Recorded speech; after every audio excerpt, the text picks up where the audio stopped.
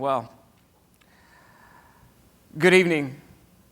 I hope you all enjoy your day here at Half Moon Bay Ritz-Carlton, and I know you're looking forward to the conference ahead. AIG Private Client Group has been working hard to put on an excellent event, and I'm sure you will not be disappointed. Thank you, Ron Fiem and Rand Silver, for your kind invitation to be here. I'm honored by your request. I've had some interesting conversations this evening, and if I'm honest, the talent assembled in this room is inspiring, which it's a bit problematic when you've been asked to be the keynote speaker of the evening. You're all highly motivated individuals, otherwise you wouldn't be in your current positions. I'm standing among visionaries and individuals who know and understand the principles of leadership. Since time is one of the most precious commodities, I want to make the most of this evening as you all taking time out of your busy schedule to be in attendance. I know that AIG team has worked hard to create a concept of vision and velocity here. Vision, so you can see the risk ahead.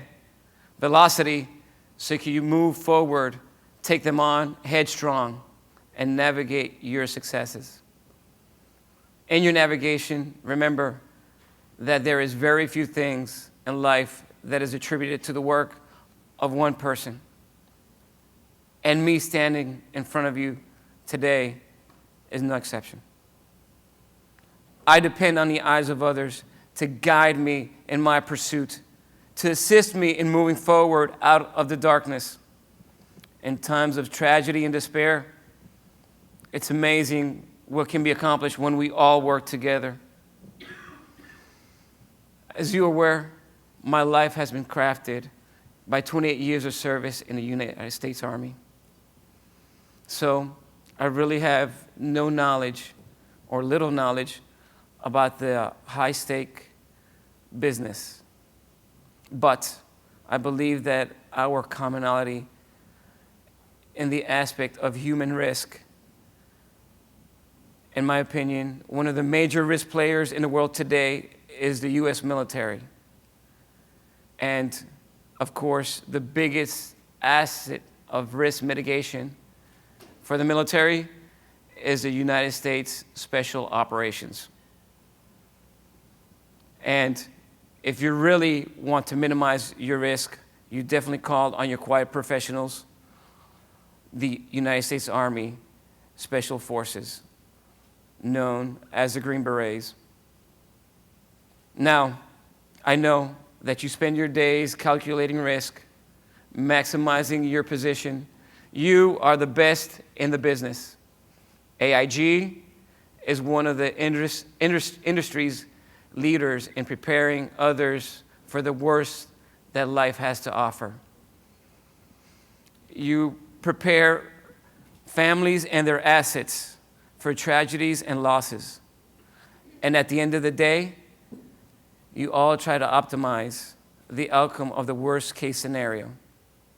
But what happens when it doesn't pay off and you land somewhere unanticipated? Do you have the resiliency to weather the outcome of any storm? Do you have the vision to see possibilities amidst uncertainty? And do you have the velocity to move forward after any major setback, loss, or failure? Any decent article on resiliency will tell you that it's a skill acquired through a variety of life experiences.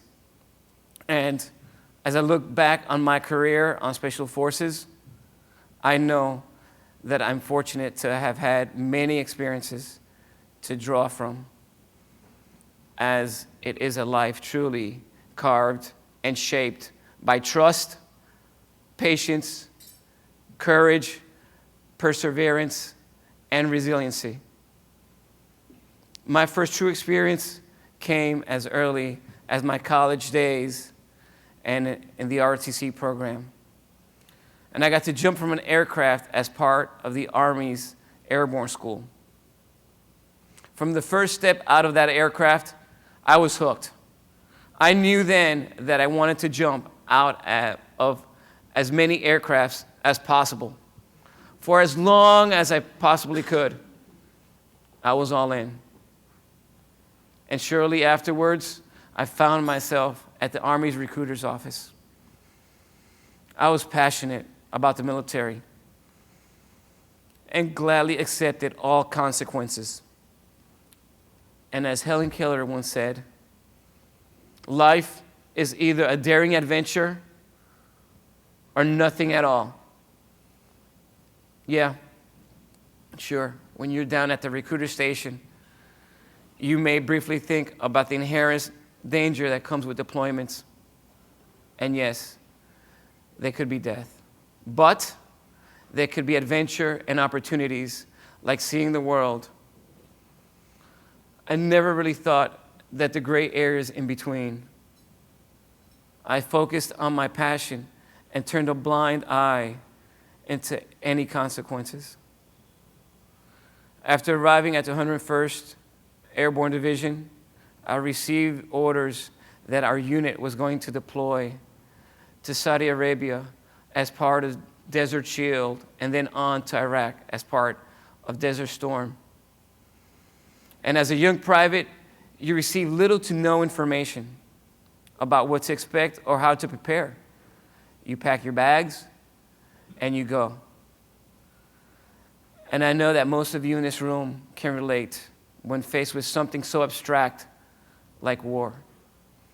Your mind is left to wander, and if you think too much, you become entangled by fear. However, if you think too little, you could find yourself unprepared, which leads to trouble. Basically, in the Army it said, if you think long, you think wrong. I learned a lot as a private. I had very few successes and many mistakes. I absorbed each one of those mistakes. I learned from them and vowed to become a great soldier. Some of those lessons I tucked away knowing that one day I'd be in a position to lead, and I strived to be a worthy leader. Communication is one of those lessons. It is one of the most important keys to success as a leader. I can easily see now that being left in the dark grows on anyone, especially a soldier. Not being able to communicate can cost you in morale and success. Invest in all of your people. The more information that is given, the more the mission is understood and the more can be accomplished. Despite my trials as a private, I wanted to make a career of the Army. And with that, I've had a lifetime of adventure. From Desert Storm, Desert Shield, to peacekeeping operations in Bosnia, Albania, and Kosovo, to the war on drugs in South and Central America, and Operation Enduring Freedom, Afghanistan, and Operation Iraqi Freedom in Iraq. I set small, realistic goals for myself, one step at a time. Airborne School, Ranger School, and countless others that finally led me to Special Forces assessment and selection.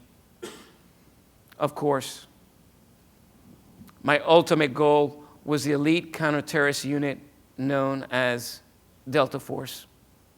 However, life had other plans, and my faith leads me to believe that the Lord up above had a different mission. 10 years ago, my military aspiration and my way of life changed in unimaginable ways. On September 2nd, 2006, while serving as a first lieutenant with the 82nd Airborne Division, during Operation Iraqi Freedom, I was injured on a mortar attack on a rooftop in Yusufia, Iraq. The mortars inflicted many injuries, but the most serious one resulting in permanent blindness. But worst of all, the mortars took the lives of 2 men in my unit. Now, permanent blindness. Think about it. Imagine hearing those words, "You will be permanently blind for the rest of your life."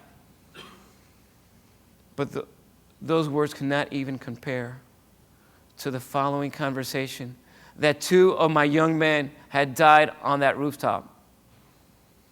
My mind just could not stop racing with thoughts. Initially, I second-guessed my doctors, and I questioned my faith, but secretly prayed every night for a miracle. Overall, I felt my world had come to an end. As days went by and reality set in, I started to wonder about my future. Was I going to be bedbound or sitting in front of a TV for the rest of my life? All I'd ever known about the blind was that they use a cane or walked with a guide dog. I felt anger, sadness, depression, survivor's guilt, and I felt that I should have died alongside with the men in my unit. If I'm honest with you, these were dark days. And when I look back, I can understand how someone can choose to end their personal battles because I did not feel alive. And most certainly, at that time, I would have preferred to have been dead, but now I was somewhere in the middle, in that gray area. How does one even begin to survive here, let alone thrive? I spent many months bedbound, recovering at Bethesda Naval Medical Center. And as I laid there, I began to dwell on my losses. These thoughts were dark, and the intensity of my feelings only multiplied with each mounting hour. Emotions was overwhelming as I felt powerless about my situation. Trapped in the never-ending darkness, paralyzed by the unknown, frustration of relying on others for the most simplest task, and anxiety about my future. As powerful as those emotions were, I knew that I needed to do something. I needed to move forward. Every good soldier needs a mission, and I quickly assessed what I had lost, what I still had, and what I needed. In this assessment, I realized that this battle in front of me could have not been won from a bed. I needed to take that first step forward and focusing on the challenge to moving to a wheelchair. 2 weeks later, it was a challenge that I won. This small movement forward provided not only with a physical challenge, but provided me with a well-needed reality check. You see, the wheelchair allowed me to visit other patients in the hospital floor. And as I passed along the room of other injured service members and spoke with their families, I became aware of the extensive injuries that were being treated at Bethesda. It was then that I flipped the negative dialogue in my head and I began to focus on small positives. I realized that although I was blind, I was fortunate. Yes, I said fortunate. Because I could still able to recognize and speak with my loved ones. I could breathe on my own, enjoy food and conversations, and I had the ability to relearn how to walk, and I quickly set another goal to regain strength in my arms and legs. I held onto hope that one day, just one day, I'd be able to live an independent life. My identity was intertwined with being a soldier. So after my injury, I was determined to battle back, and with the support of my family, friends, and command, I was able to remain on active duty. And looking back on things, my life just did not go dark that day. In a strange, twisted journey, over the past 10 years, my life has actually gained light. Initially, it crept in when I had to take the challenge of running a marathon 1 year after my injury. Completing that challenge revealed that sport and the vitality of a competition is more powerful than any medicine or drug, and it gave me a sense that my blindness somehow could be manageable. But one of my most unexpected insightful moments has been the opportunity to represent the U.S. on a journey to the South Pole with Prince Harry and 11 other injured service members. The South Pole that I would have never done if I was sighted. I mean, I grew up on an island in Puerto Rico, and to me, a North Carolina winter is fierce. So, I know there's some of you from New York here, and I can tell you that the South Pole is an unforgiving environment, and it rivals blindness in coldness and isolation. It was an environment that I understood and immediately respected. It reaffirmed the vital lesson of movement forward, one step at a time. Not only to achieve my goal, but to keep alive. Keep moving forward or die. The choice was and is always that simple. Of course, for me, any movement in any direction requires assistance of others. Blindness has reinforced a valuable lesson. I am not in this by myself. You are not in this by yourself. And our strength and successes are enhanced by the people we choose to surround ourselves with. It has been wisely said that we do not choose what happens to us, but we have a choice on how we respond. Fatigue can easily set in when our battles have no end in sight. And we must fight through the fatigue and realize that life is full of choices. Acknowledging the reality of our current situation is crucial, but it does not mean that we cannot push the boundaries. You see, I choose to look forward from September 2nd, 2006, and appreciate each day because I know the value of each minute lived, each second of life, each breath of air, and each step forward. Although this is my story, I'm quite certain that everyone here has your own story of pushing boundaries and not accepting limitations. Please remember that anyone's life can change in a blink of an eye. Just as small pieces of shrapnel of a mortar round tear through flesh, bones, and shred lives, lives can equally be repaired by faith, opportunities, innovation, and compassion. Don't be ashamed of past mistakes or failures. Share them as they are your battle scars. And remember that collectively our stories of adversity can remind others that life as you know it may change. But there's still a life out there to be fully lived and enjoyed. Doors may close by the nature of our injuries or adversity, but there are many doors out there yet to be discovered and opened. All you need is a vision and the will to keep moving forward out of the darkness. Obviously, all of you here are not prone to risk. You've prepared the best you can, and there's not body armor strong enough to protect you from all of the outcomes, nor can you foresee all of what lies ahead. But if I could provide you with one small piece of Kevlar, and that is to embrace the outcome. It is where real work happens. Do not let fear from pursuing your passion. I can easily say that today I will do it all over again in a heartbeat.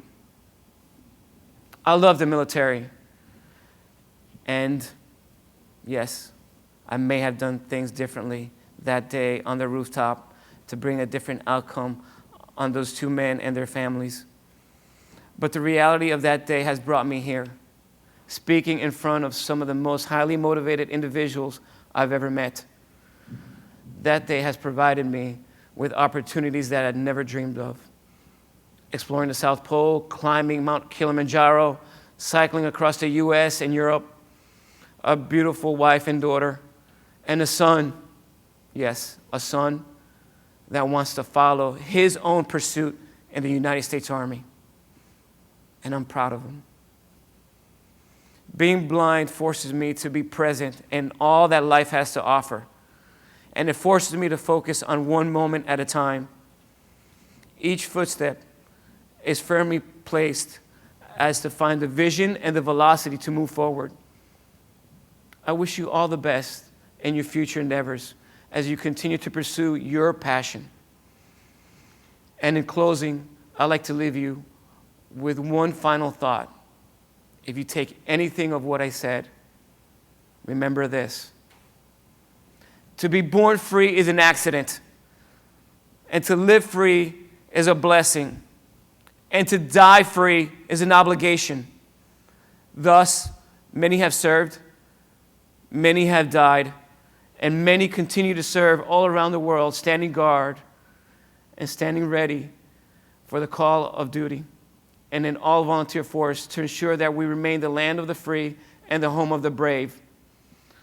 Let us never forget the sacrifices of the past and keep the currently deployed in our prayers. Thank you, God bless you, and Dios preso liber.